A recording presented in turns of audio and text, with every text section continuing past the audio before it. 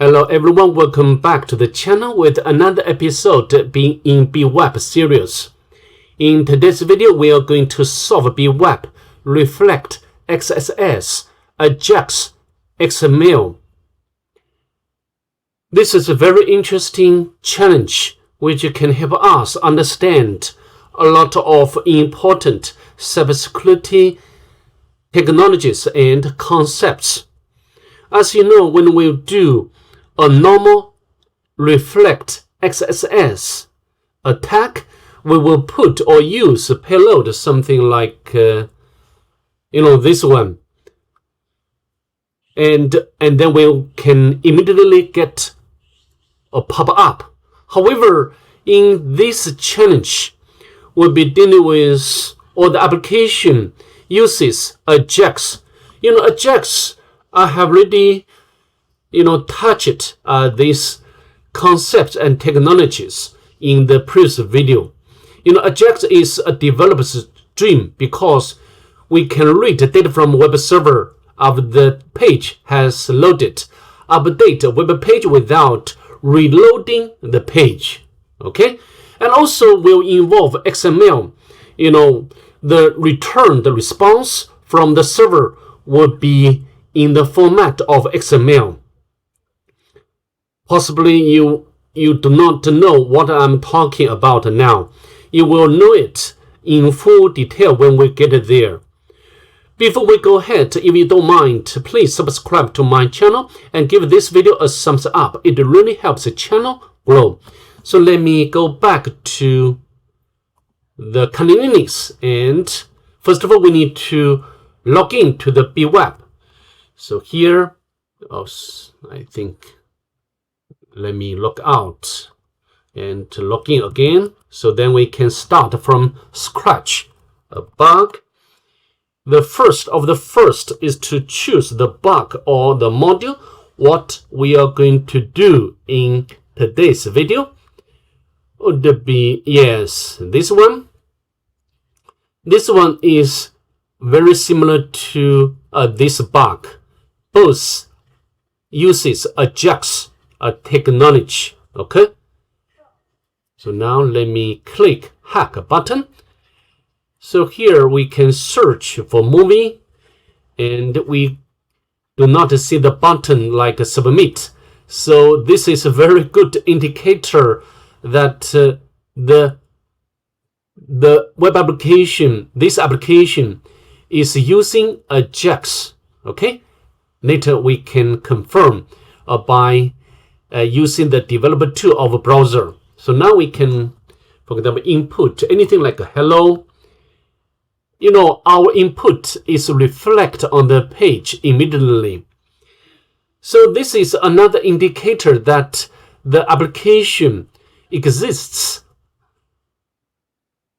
XSS reflect vulnerability. Okay, so let's continue, and let me open up developer tool and go to network.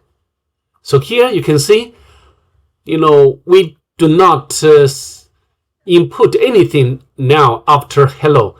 However, the requests are being sent to the server automatically, maybe every 1 second. And the initiator is not by man. The initiator is XHR or XML HTTP request object. Okay, so I strongly believe there will be some sort of JavaScript code involved. Okay, and such code will be responsible for setting request to the application and extract response and write into the web page. Let me I think we can open or view page source, and here you can find this link. This is external link to the JavaScript, so we can open up. So here, let me make it bigger. So now this is just, I said, is similar to the previous video. So we'll the function returned value will be set to this variable. And then, we'll check the version of browser. Of course, the browser version is a new, so we'll be using this one. So we'll execute this block. Okay, we'll use this function to initialize object XHR. Okay, and returns, and then makes an asynchronous HTTP request using this object what we submit, and then we'll check we'll check if this object is easy or not. Okay, if not busy, and then we'll, for example, get the title, the value of the title, what we input, and then we'll do the encoding. Okay, URI or URL encoding, and then we'll send a request to this page in combination with parameter and value. Okay, and then we'll trigger this function, and which is defined below. Okay, and then we'll check the status, so that we'll get a response, so extracts the XML retrieved from the server, and then obtains the document element of the XML structure. Okay, and then we'll get the text message. So this element, first child, this means, as you know, if we go to response, for example, response, so as you see, yes, I already opened up. So this is the response, and the element first child is this one. Okay, and get the text. Okay, so let me go back. So displays the data received from the server, and then the data here will be put into we'll put in or into this area in HTML. All right, so let me go back. So now, so what are we going to the next? We can try to, for example, put the classic XSS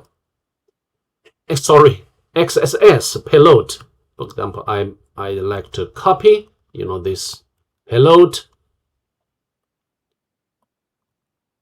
However, we got error undefined, and we didn't get pop-up. So what's wrong? Why? Because this payload will be put into this. Maybe I can copy from the browser.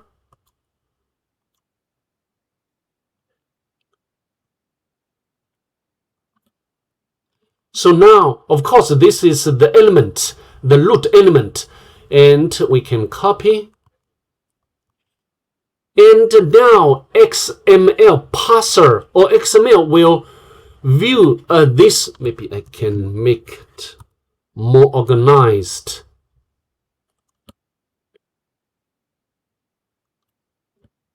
So now the problem is, this is the root element, right? And because there is angular bracket, so XML parser will view this another element. Okay, and so this is not text. So this is why we failed just now. Okay, so how to do? We need to survive. We need let our payload survive in the XML parsing. So how to do? We can encode. We can do the HTML encoding. Okay, let me show you what I mean. For example, let me refresh, and we can use the payload for example, image and the source, non-existent source, so then can trigger this event. So alert, like JSON. Okay, let me copy. And this, if we directly use this payload, this will not work. I have already explained. However, if you go to, for example, this website to encode and copy and put over here, you see this pop-up can be displayed immediately. Okay, because this encoded payload survived XML parsing, and then browser will interpret the encoded payload. So this is the reason why we can get this payload work.